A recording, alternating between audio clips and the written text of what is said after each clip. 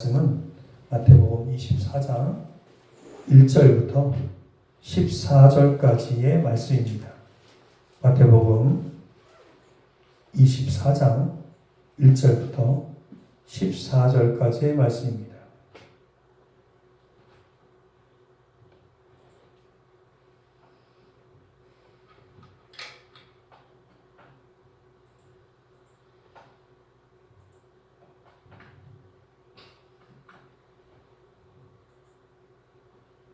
같이 오겠습니다.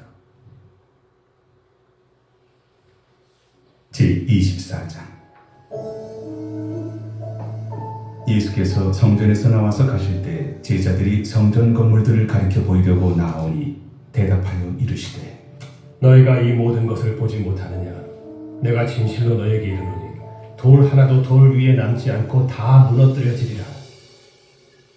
예수께서 감람산 위에 앉으셨을 때 제자들이 조용히 와서 이르되, 우리에게 이르소서. 어느 때에 이런 일이 있겠사오며 또 주의 임하심과 세상 끝에는 무슨 징조가 있사오리까? 너희가 사람의 미혹을 받지 않도록 주의하라. 많은 사람이 내 이름으로 와서 이르되 나는 그리스도라 하여 많은 사람을 미혹하리라. 난리와 난리 소문을 듣겠으나 너희는 삼가 두려워하지 말라. 이런 일이 있어야 하되 아직 끝은 아니니라. 민족이 민족을, 나라가 나라를 대적하여 일어나겠고 곳곳에 기근과 지진이 있으리니 이 모든 것은 재난의 시작이니라. 그때 사람들이 너희를 환난에 넘겨주겠으며 너희를 죽이리니 너희가 내 이름 때문에 모든 민족에게 미움을 받으리라.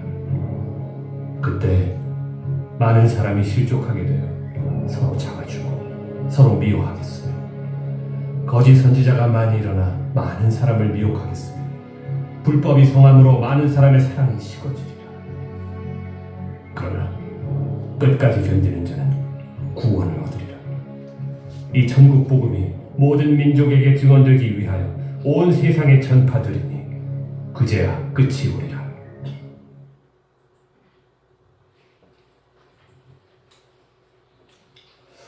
오늘은 다가오는 종말의 날이라는 제목을 가지고 하나님 말씀 보도록 하겠습니다. 오늘 우리가 이제 지난 몇 주 동안 마태복음 23장에 예수님의 화선언에 대한 이야기를 몇 번에 걸쳐서 마치고 오늘 24장으로 넘어왔습니다. 우리가 잘 알다시피 마태복음 24장과 25장은 예수님께서 종말에 되어질 일들에 대해서 예언하신 그런 예언의 장입니다. 특별히 우리가 읽은 24장의 이 말씀들은 종말에 되어질 일들에 대해서 말씀하셨고 또 25장에는 우리가 나중에 보겠지만 말세의 여러 가지 심판의 현장을 비유로 말씀하시고 계십니다. 우리가 읽은 이 24장은 예수님이 예언하신 그런 말씀이기 때문에 흔히 신학적으로는 소계시록이다 이렇게 이야기합니다. 우리 요한계시록 아시죠? 요한계시록은 굉장히 길잖아요. 근데 마태복음 24장은 한 장이지만 예수님께서 이 말세에 벌어질 일에 대해서 말씀하셨기 때문에 소계시록이다 이렇게 이야기하고 있습니다. 우리 마태복음 2장을 보면 예수님께서 초림하시는 장면이 있어요. 그죠? 예수님이 이 땅에 오셨던 장면이 있잖아요. 근데 사람들이 예수님을 맞이했나요? 맞이하지 않았습니다. 사람들은 예수님을 맞이하지 않았어요. 그들이 메시아가 오신다라고 하는 그 지식이 모자라서 맞이하지 아니한 게 아니라는 거예요. 구약에 있는 예언이 충분하지 않기 때문에 맞이하지 않았던 게 아니라 저들이 예수님을 맞이하지 않았던 것은 그보다 더 중요한, 그보다 더 귀하고, 그보다 더 급하고 더 갖고 싶은 것들이 있었기 때문에 예수님을 알아보지 못하고 그분을 맞이하지 않았다는 거예요. 그러니 예수님은 관심 바뀐 거예요. 물론 성경에 보면은 그렇게 맞이했던 사람들도 있죠. 일부는.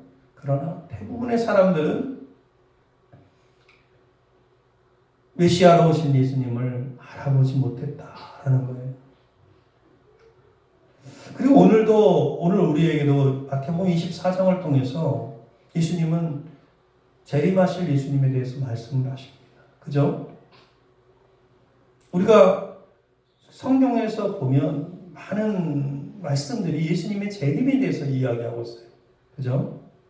우리는 예수님 믿으면 이렇게 살아야 하고 어떤 도덕적인 삶만을 어떤 사람들은 그런 것만을 많이 이해하는데 사실은 성경에 보면 많은 부분들이 예수님의 재림에 대해서 이야기하고 있어요. 오히려 예수님의 그 초림의 말씀보다도 구약의 성경에 예언된 그 말씀보다도 더 많은 부분이 재림하실 예수님에 대해서 이야기하고 있습니다. 더 자상하게, 더 확실하게 기록되어 있다는 거예요. 그러나 오늘날에도 교회에 출석하는 수많은 사람들, 다만 교회는 출석하지만 마음 깊은 곳에는 더 많은 것을 갖고 싶어서, 더 많은 것에 관심이 쓰이는 곳이 많아서, 한마디로 얘기하면 더 탐하는 것이 많아서 주님이 다시 오실 것에 대한 그 재림에 대한 그때를 기대하지 않고 기다리지 않고 준비하지 않은 상태로 살아가고 있다. 이게 오늘 우리의 현실입니다. 그래서 지혜로운 사람은 어떤 사람입니까? 주님의 이 말씀을 듣고 주님께서 다시 오신다는 그 말씀에 대비하는 자세를 갖고 준비하는 사람인 줄 여러분 믿으시길 바랍니다. 아멘입니까? 마태복음 24장은 여러분 조금 구체적으로 살펴보면 1절과 2절은 왜 제가 오늘 이 얘기를 하는 거냐면 여러분 헷갈릴 수 있어요.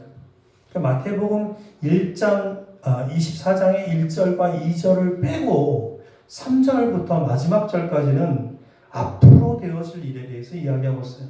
근데 1절과 2절은 이미 이루어진 일이에요. 그게 뭐냐면 예루살렘의 멸망입니다. 그리고 3절부터 14절까지 오늘 우리가 읽은 이 말씀까지는 재림이 있기 직전에 있을 사건에 대해서 이야기하고 있어요. 그리고 15절부터 28절까지는 재림한 이후에, 그러니까 예수님께서 공중으로 강림하신 이후에 이 땅에 올 대환란, 이 땅에 어떤 사람도 한 번도 겪어보지 못했던 그 7년 대환란에 대해서 이야기하고 있어요. 그리고 29절부터 31절까지의 내용은 예수님께서 이 땅에 다시 재림하실 때 모습에 대해서 이야기하고 있습니다. 그리고 31절부터 51절까지의 말씀은 예수님의 재림을 기다리는 성도가 어떻게 살아야 하는지를 이야기하고 있는 거예요. 자, 오늘 봉독한 1절, 2절은 제가 이미 말씀드렸던 것처럼 이미 이루어진 말씀이라고 했어요. 그러니까 3절 이하와 좀 구별이 되는 말씀이에요. 그러니까 이루어진 말씀이라고 이야기했습니다. 자, 우리가 한번 1절과 2절 말씀을 한번 읽어보겠습니다. 시작. 예수께서 성전에서 나와서 가실 때 제자들이 성전 건물들을 가리켜 보이려고 나오니 대답하여 이르시되 너희가 이곳 것을 보지 못하느냐 내가 진실로 너희에게 이르노니 돌 하나도 돌 위에 남지 않고 다 무너뜨려지리라. 여러분 이 1절과 2절의 말씀은 그 시골뜨기였던 제자들이 예루살렘에 올라와서 성전을 봤잖아요. 그죠? 갈릴리에는 이런 성전이 없거든요. 그죠? 이런 건물이 없거든요. 그걸 보면서 감탄하는 거예요. 대단하다. 그들도 유대인이었기 때문에, 그죠? 6월절이면 예루살렘을 찾고 대단하죠. 근데 그것에 대해서 예수님께서 뭐라고 얘기하신 거냐면 너희가 이 모든 것을 보지 못하느냐 하시면서 내가 진실로 너희에게 이르노니 돌 하나도 돌 위에 남지 않고 다 무너뜨리리라. 이렇게. 그 시점에서 예수님이 제자들하고 얘기하는 그 시점에서는 이루어지지 않은 일이잖아요. 그죠? 지금 우리의 시점에서는 이미 이 일이 이루어졌지만 우리가 상식적으로 성전에 대해서 좀 생각해 보면 성전이 지금까지 몇 번 지어졌냐면 정확히 얘기하면 3번. 조금 큰 성전이라고 얘기하면 2번입니다. 첫 번째 성전은 누구에 의해서 지어졌어요? 다윗의 아들 솔로몬에 의해서 지어졌습니다. BC 솔로몬이 살던 BC 970년경 그때 지어진 거죠. 그리고 이 성전은 너무나 놀랍게 지어졌죠. 근데 이거 언제 무너졌어요? 바벨론이 예루살렘을 침략하면서 BC 586년에 다 무너졌습니다. 그래서 첫 번째 지어졌던 성전은 다 무너진 거예요. 그죠? 그리고 두 번째 성전은 우리가 잘 모르는데 바벨론의 포로로 잡혀갔다. 몇 년 만에 돌아와요? 70년 만에 돌아오죠. 돌아와서 지은 성전이 있습니다. 누가 주도했어요? 스룹바벨이 지도했어요. BC 520년에 건축한 그 성전. 그러나 솔로몬의 지은 것에 비하면 너무나 초라했어요. 근데 그 성전이 신약 시대까지 이어져 왔어요. 있었단 말이에요. 그래서 이스라엘 사람들이 솔로몬의 영광을 생각했을 때는 그 성전을 보면서 너무 눈물이 나는 거예요. 그죠? 왜냐면 그 솔로몬 시대 때 그 성전이 정말 대단하고 정말 화려하고 그랬는데 그 모든 그 화려했던 것들을 바벨론이 다 가져갔잖아요. 금들 다 가져가고. 그러니 이제 바벨론 유수에서 벗어나서 돌아와서 지은 성전은 정말 초라하기 그지없는. 그래서 이스라엘 백성들은 그걸 보면서 날마다 눈물 지었는데 이제 어떤 한 인물이 나타나요. 신약 시대로 넘어가기 전에 헤롯이라고 하는 인물이 나타나죠. 그죠? 헤롯은 유대인이 아니었죠. 어디 족속이었어요? 에돔족이었단 말이에요. 근데 이 헤롯이 건축을 하게 되는 거예요. 그는 백성에게 인기 있는 왕이었겠어요? 없겠어요? 그는 유대인이 아니었기 때문에 인기 있는 왕이 아니었죠. 그죠? 그래서 그가 왕이 된 일을 여기서 다 얘기하면 시간이 길어지지만 한마디로 얘기해서 로마에 가서 돈을 주고 사온 게 왕관이에요. 그가 그래서 왕이 된 거예요. 그죠? 왕이 됐습니다. 그래서 그가 민심을 얻으려고 BC 18년에 예수님 오시기 18년 전에 성전을 개축하려고, 그러니까 누구의 성전이 있어서 스룹바벨의 그 성전을 개축하려고 공사를 시작했습니다. 그리고 9년 만에 공사를 끝냈어요. 우리 알다시피 헤롯은 그 당시에 사람들한테 인기를 얻으려고, 여러분 지금도 정치인들이 그렇지만 인기 얻는 방법이 뭐예요? 공항 세워주고, 그죠? 세종 어떻게 인기 없겠어요? 뭐 여기 행정도시 만들어주고 뭐 인기 얻을 거 아니에요? 헤롯이 그랬다라는 거예요. 그래서 이 정치인들의 환심에 우리가 넘어가면서는 안 되는 거예요. 헤롯이 그랬습니다. 9년 만에 공사를 끝냈어요. 그런데 여기서 사람들에게 더 인기를 얻으려고 그 9년 만에 끝낸 이 헤롯 성전, 그러니까 헤롯은 많은 건축물들을, 가이사라라고 하는 지역에 가보면 거기에는 뭐 굉장히 많은 것들도 있고 많은 건축물들을 했는데 그 중에 하나 성전을 지었는데 여기서 끝내지 않고 계속해서 보수공사를 하는 거예요. 더 화려하게 사람들한테 인기를 얻으려고. 그래서 결국은 언제 완공되냐면 주후 63년에 완공이 돼요. 그러니까 80년이 넘게 공사를 그 후손들이 한 거죠. 이 유세비우스라고 하는 역사가의 기록에 의하면 얼마나 화려하게 했냐면 그 성전에 쌓은 돌 하나의 크기를 길이가 12m, 넓이가 3.5m, 높이가 6m나 되는 그런 것으로 쌓았다고 이야기하고 있습니다. 대리석을 쫙 깔고. 그러니 제자들이 그걸 보면 얼마나 화려했겠어요. 공사한 지 46년이 지난 시점에서 그걸 본 거예요, 제자들은. 그죠? 근데 이 성전은 누가 지은 거예요? 헤롯이 지은 거예요. 결국은 백성의 환심을 얻으려고 지었지만 완공된 후에, 아까 몇 년도에 완공됐어요? 주 63년. 그죠? 네, 완공된 후에 7년 만에 예수님의 예언대로 로마의 장군 티투스에 의해서 완전히 다 회파됩니다. 어떤 소문이 돌았다고 제가 여러 번 얘기했어요. 유대인들은 성전의 벽 속에다가, 그러니까 돌에다가 금을 숨겨놓는다. 다 무너뜨린 거예요.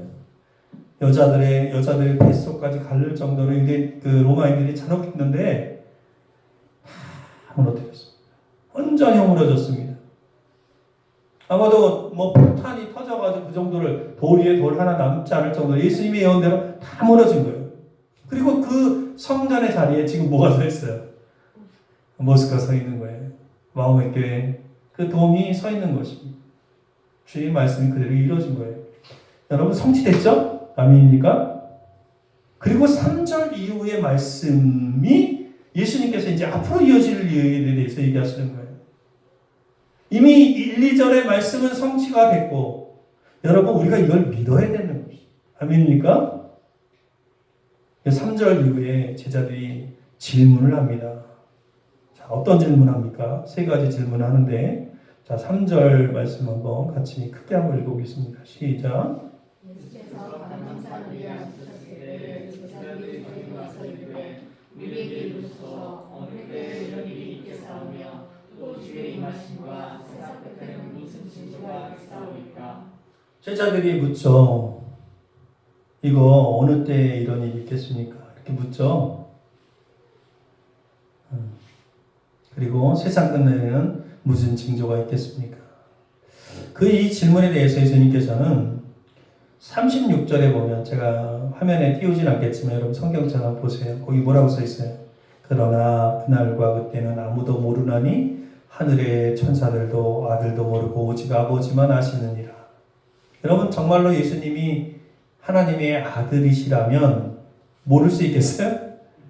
그러나 이 말씀은 무슨 말이냐면, 적어도 제자들에게는 날짜를 계산하는 어리석은 철없는 성도가, 철없는 사람이 되지 말라라는 것을 말씀하시는 거예요. 그래서 이 주의 임하심과 세상 끝에는 무슨 징조가 있으리까라는 이 질문에는 예수님이 말씀하시거든요. 그래서 4절에 말씀 얘기하는 거예요. 4절에 뭐라고 이야기합니까? 한번 다시 읽겠습니다. 시작. 예수께서 대답하여 이르시되 너희가 사람의 미혹을 받지 않도록 주의하라. 많은 사람이 내 이름으로 와서 이르되 나는 그리스도라 하여 많은 사람을 미혹하리라. 그러니까 말세를 맞이하는 이 성도들에게 조심해야 할 중요한 말씀을 하셨는데, 지금 제자들한테 뭐라고 이야기하고 있어요? 여러 가지 방법으로 사단이 미혹할 텐데 그 중에 하나가 뭐예요? 많은 사람이 내 이름으로 와서 내가 그리스도라고, 거짓 그리스도라고, 그러니까 그리스도라고 이야기할 거라는 거예요. 근데 그게 거짓 그리스도라고 이야기하는 거예요. 그러니까 사단은 우리에게 여러 가지 방법으로 우리를 미혹하겠죠? 어떤 방법으로 미혹하겠습니까? 첫 번째는 뭘 것 같아요? 여러분, 우리가 이 말씀 우리가 읽고 있지만 가장 먼저 사단은 이걸 할 거예요.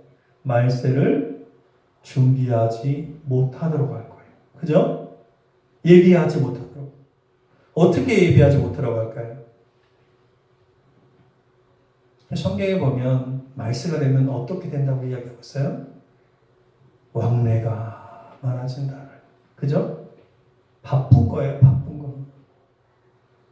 여러분, 제가 지금 우리 집 앞에 집에서 앉아 있으면서 저는 인도에도 가볼 수 있잖아요. 그죠? 인터넷을 통해서 가볼 수 있어요. 현장에 가볼 수 있어요. 심지어 원하면 CCTV도 어느 세계 어느 곳에 있는 CCTV도 볼 수 있는 세상이에요. 그죠? 사람들이 왕래가 바빠지다 보니까 삶이 바빠져요. 시간이 없어요. 기도할 시간도 없고 말씀 읽을 시간도 없고 너무 바쁜 거예요. 내 삶에 바쁜 것들이 너무 많아요. 그러다 보니까 준비를 못하게 해요. 여러분 오늘 예배 준비하는데 제가 여러분 너무 바빠가지고 설교도 준비 안 하고 예배 준비도 안 했다면 어떻게 있어요? 여러분이 준비를 했기 때문에 예배 자리에 나온 겁니다. 그죠?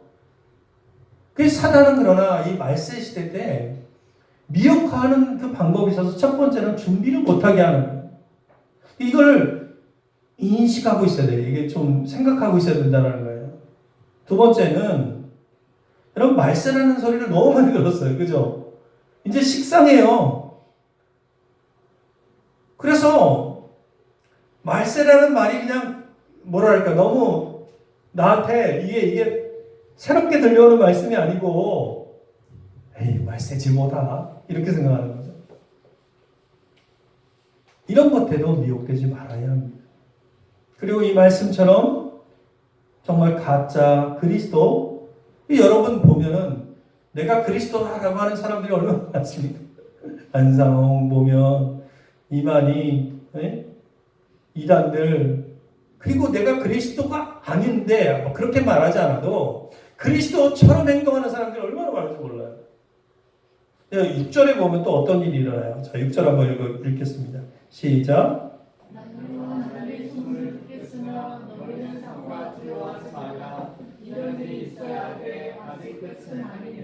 난리와 난리 이런 소문들이 있을 거다라는 얘기를 해요. 자, 오늘날을 보면 자, 지금이 주님이 언제 오실지 몰라요, 저도. 그죠? 근데 오늘날을 살펴보면 정말 이런 시대 같아요. 그죠? 난리와 난리의 소문이 끊이지 않아요. 코로나로 인해서 막 정말 오늘 아침에 기사를 하나 보니까 인도 어떤 할아버지가 자기 아내가 죽었는데 자전거에 실어서 화장터를 가는데 푹 주저앉아가지고 그걸 못 옮겨가지고 근데 마을 사람들이 어느 누구도 도와주지 않아요. 왜냐하면 자기도 코로나에 걸릴까봐 이런 기사를 봤는데 여러 가지 정말 소문의 소문, 전쟁의 소문 또 뭐 제가 잘못 본 기사인지 모르겠는데 뭐 LA에 미국의 LA가 아니라 그 서부 쪽에 주먹만한 그 우박이 떨어졌다더라고요. 어제 기사 보니까 이만한 정말 이만한 그래서 막 다 깨지고 보신 분 계세요? 제가 잘못 본 건가? 예, 그런 것 같아요. 이런 일들이 벌어지는 거예요. 자, 7, 8절 한번 보겠습니다. 자, 7, 8절 말씀 시작. 민족이 민족을 나라가 나라를 대적하여 일어나겠고 곳곳에 기근과 지진이 있으리니 이 모든 것은 재난의 시작입니다. 재난의 시작으로 어떤 일이 벌어지냐면 민족이 민족을 여러분 미얀마 같은 이런 사태가 그런 일이 아니기를 바라는데 그죠? 그러나 이런 일들이 벌어지고 나라와 나라가 대적해서 뭐 중국이 미국과 지금 굉장한 아주 우리의 눈에 보이지 않지만 굉장히 피 튀기는 그런 것들을 하고 있잖아요. 그 남중국해에서 또 그런 일들이 지난주에도 일어났었고 아십니까? 곳곳에 기근 일본에서 지진이 일어나가지고 막 6.7 거기 무슨 형이든가 거기서 그런 일들이 또 벌어지고 여러분 이런 것들이 재난의 시작이다. 지금이다라고 말할 수는 없지만 이런 일들이 벌어진다는 거예요. 또 그보다 임박한 징조는 9절에 보니까 9절 말씀 한번 읽겠습니다. 시작. 사람들이 너희를 한데 넘겨주겠으며 너희를 주시니 너희가 내 이름 때문에 모든 민족에게 미움을 받으리라. 그때 많은 사람들이 시끄럽게 되어 서로 잡아주고 서로 미워하겠으며 거짓 선지자가 많이 일어나 많은 사람을 미혹하겠으며 불법이 성함으로 많은 사람의 사랑이 식어지리라. 예, 한마디로 얘기하면 불법이 성하게 될 거고 사랑이 식어지게 될 거고 그 혼란스러움에 이제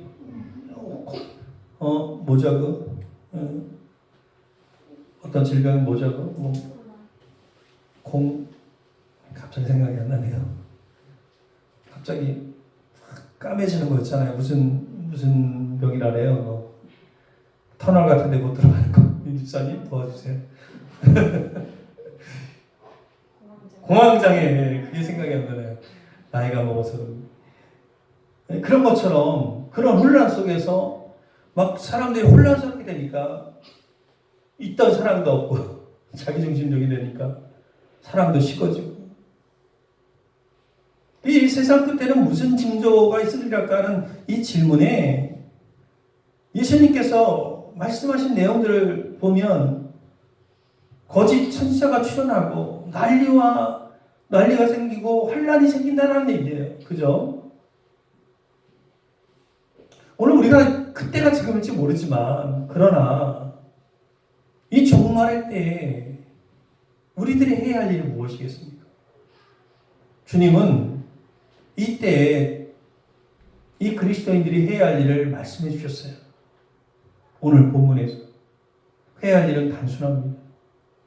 자, 4절 말씀 제가 올리진 않겠지만 거기 보면 뭐라고 나와요? 너희가 사람의 미혹을 받지 않도록 주의하라. 첫 번째는 뭐냐면 속지 않는 거예요. 속지 않는 거. 아멘? 아멘 한번 해주세요. 아멘? 속지 않는 거예요. 예수님께서 지금 제자들에게 말씀하시기를 종말에는 속이는 자들이 넘쳐난다는 거예요. 여러분, 이단은 당연하고 공식적으로 이단이 아니더라도 이단적인 가르침이 넘쳐난다는 거예요. 이해하시겠어요? 사실 언제나 이단은 뭘 먹고 살아요? 교회의 타락을 먹고 살아요. 그러니까 이단이 생기는 거는, 이 신천지가 생기는 건 교회의 타락 때문에 생기는 거고 교회의 부패 때문에 생기는 거예요. 그래서 신천지가 뭘 강조해요? 교회의 타락을 강조하고 목회자의 타락, 목회자의 그런 것들을 강조하죠. 그러니 이단도 조심해야 되지만 뭘 조심해야 되냐면 교회 안에 이단적인 가르침도 조심해야 되는 거예요. 여러분, 이단은 언제나 종말을 들고 나옵니다. 그러죠? 가까웠다. 그러니 사람들이 아까 얘기한 것처럼 식상하는 거예요. 그죠? 이 종말에 대한 두려움을 먹고 자라는 게 이단입니다. 그죠? 그래서 속지 않고, 중요한 건 이거예요. 제가 이 얘기를 하고 싶은 건데, 속지 않고 끝까지 견디려면 어떻게 돼요? 바로 알아야 돼요. 아멘입니까? 여러분, 알 뿐만이 아니라 이 성경에 대한 말씀, 하나님의 뜻을 분명히 아는 것뿐만이 아니라 그 아는 지식이, 하나님에 대한 지식이 내 안에 내면화되어야 되는 거예요. 자, 좀 어려운 말을 썼는데 내면화된다는 얘기는 뭐냐면 내 안에서 살아서 움직이게 되는 거예요. 내가 그 말씀대로 사는 거예요. 아멘입니까? 내 인격 안으로, 내 성품 안으로 그 말씀이 사라져야 되는 거예요. 그냥 지식적으로는 아는데 그렇게 살지 않으면 그건 신앙이 아닌 거죠. 그래서 여러분, 이렇게 끝까지 견디고 끝까지 그렇게 잘 알으려면, 조심 말하면 어떻게 돼요? 성경을 읽고 말씀을 받아들이고 묵상해서 나에게 적용하는 그런 과정을 통해서 스스로 이 생명을 지켜가야 되는 거예요. 아멘입니까? 여러분, 제가 주일날 이렇게 말씀 한번 전하는 건 한 번이에요. 그러나 여러분 삶 속에서, 일주일 동안의 삶 속에서 여러분 스스로 말씀을 지켜야 된다는 거예요. 정말에 가장 중요한 것은 무엇이냐면 말씀과 기도의 사람이 되는 거예요. 아멘입니까? 순종의 사람이 되는 거예요. 누군가에게 의존해서 신앙생활하는 게 아니라 누군가의 말에 내 신앙적 운명을 거는 게 아니라 스스로 말씀을 읽고 묵상하고 스스로 말씀의 사람이 되는 거예요. 속지 않고 당황하지 않고 끝까지 견디려면 여러분 어떻게 해야 합니까? 그렇게 해야 하는 거예요. 이게 첫 번째 할 일입니다. 속지 말아야 되겠죠? 그러니까 다시 말씀드리면 속지 않으려면 말씀의 사람이 되야겠다. 두 번째, 그리스도의 할 일이 뭐예요? 두 번째 말씀 한번 읽어보겠습니다. 6절 말씀입니다. 시작.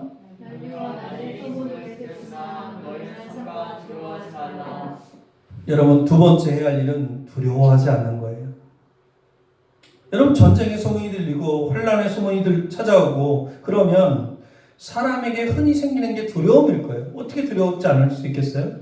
코로나의 이런 거, 전쟁, 세계 경제가 몰락하고 막 이런 여러 가지 개인적으로 이런 질병에 걸리고 이런다고 하면 정말 당황해져서 정신이 정말 황망해져서 바른 길을 걸을 수 없어요. 그죠? 그래서 당황하지 않을 수가 없고 두려워하지 않을 수 없습니다. 근데 어떻게 해야 두려워하지 않을 수 있습니까? 역시 말씀 안에서 담대함을 가져야 돼요. 아멘입니까? 여러분, 말씀 안에 있는 사람들은 담대합니다. 이 세상의 역사는 누가 주관하세요? 하나님 주관하세요. 이스라엘 백성이 바벨론에 의해서 끌려갔을 때도 이스라엘 백성들은 우리가 하나님의 백성인데 우리가 어찌 이런 고난과 환난과 역경을 당할 수 있겠습니까? 했지만 그 모든 역사의 주관은 누가 했어요? 하나님이 하신 거예요. 바벨론을 통해서 그 우상 숭배하던 이스라엘을 친 것처럼 여러분, 이 모든 세상의 역사는 하나님이 주관하신다는 걸 여러분 믿으시길 바랍니다. 말씀 안에 있는 자는 그러므로 담대할 수 있어요. 그러므로 말씀 안에 있기를 소망합니다. 담대해지기를 소망합니다. 또 종말의 날에 일어날 일이 있어요. 그 일에 그리스도인이 해야 할 일이 있어요. 13절의 말씀입니다. 13절 말씀입니다. 자, 같이 읽겠습니다. 시작. 여기 말씀에 보면 끝까지 견뎌라. 그죠? 끝까지 견뎌야 되는 거예요. 그럼 끝까지 견디는 게 뭘까요? 어떻게 견딜 수 있어요? 끝까지 견딘다는 것은 믿음 안에서 정도를 가는 거예요. 아멘입니까?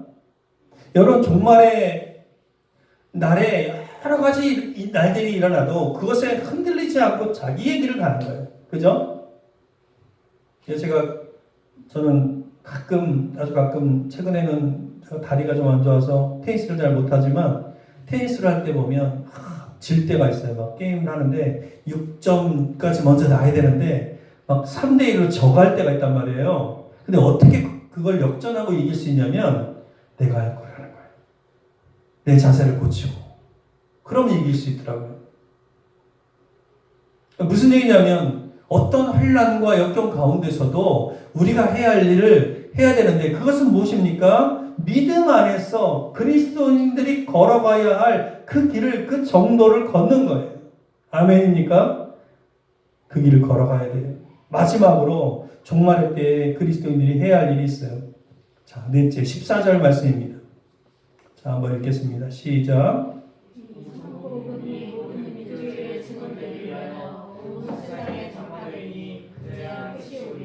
넷째는 복음 증거입니다. 예수님을 영접한 자는 모든 어떤 형편 속에서 주의 사랑으로 모든 이에게 복음을 전할 것을 주님은 명하고 있다는 거예요. 여러분, 이것을 깨달은 사람은 열정적인 복음 증거를 하는 거예요. 아멘입니까? 전하세요. 내 가족에게 전하고, 내 가족에게 전하고, 우선. 제자들이 어떻게 전했어요? 예수님 뭐라고 하셨어요? 사도행전에서 뭐라고 하셨어요? 어디부터 전하래요?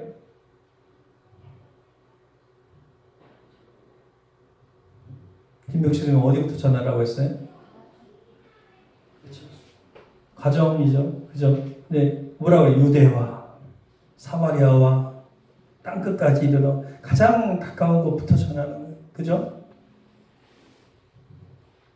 전하십시오. 긍휼히 여기면서 그들에게 전해야 되는 거예요. 사랑하는 성도 여러분, 여러분들은 어느 쪽입니까? 지금 복음 증거를 통해서 주의 복음을 다 전하게 될 때, 땅끝까지 이르게 될 때 주님은 다시 오신다고 말씀하시고 계십니다. 우리가 이런 주님이 다시 오신다는 말씀을 여러 번 들으면 혹은 이제 주변의 잘못된 가르침 때문에 재림에 대한 이 예언의 말씀을 중요하게 여기지 않을 수 있습니다. 그러나 우리는 그렇게 되지 말아야 합니다. 주님 오실 때 주님께서 이런 징조가 있을 것이다라고 말씀하셨습니다. 그걸 보면서 우리는 주님의 오심이 가까웠다는 것을 생각해야 돼요. 아멘입니까? 불현듯 오십니다. 밤에 도적이 오는 것처럼 오신다고 하셨습니다. 근데 안타깝게도 많은 사람들이 말세에 어떻게 된다고 말씀하고 있습니까? 38절, 39절 말씀입니다. 자, 이 말씀 읽고 우리 마칠 건데, 자, 38, 39절 읽겠습니다. 시작. 노아가 같이 인자의 이름도 그러하리라.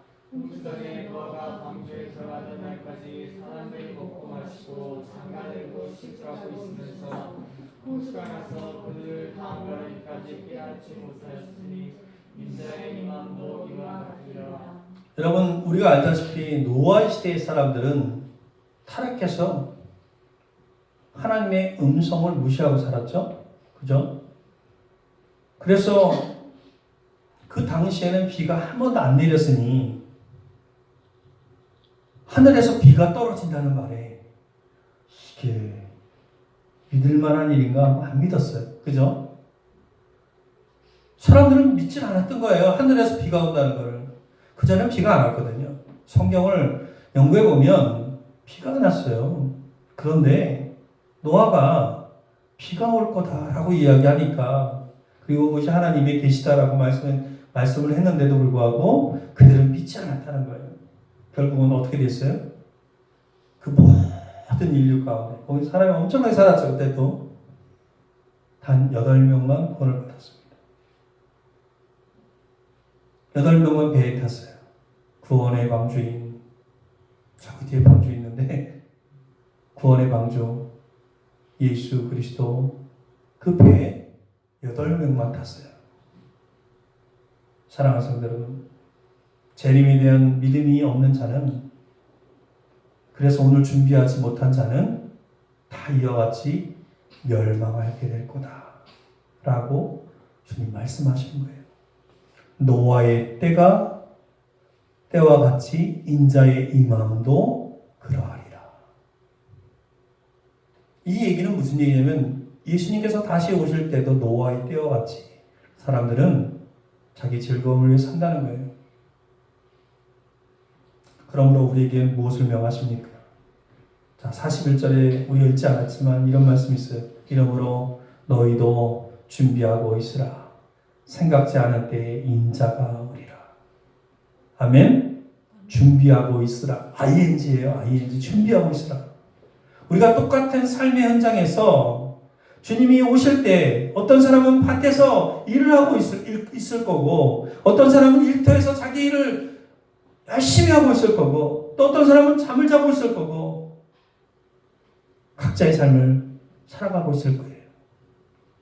주님 맞이할 믿음을 가지고 자기의 삶에 충실하며 복음 증거를 위하여 애써 준비하는 자는 노아의 후손이 될 수 있는 거예요.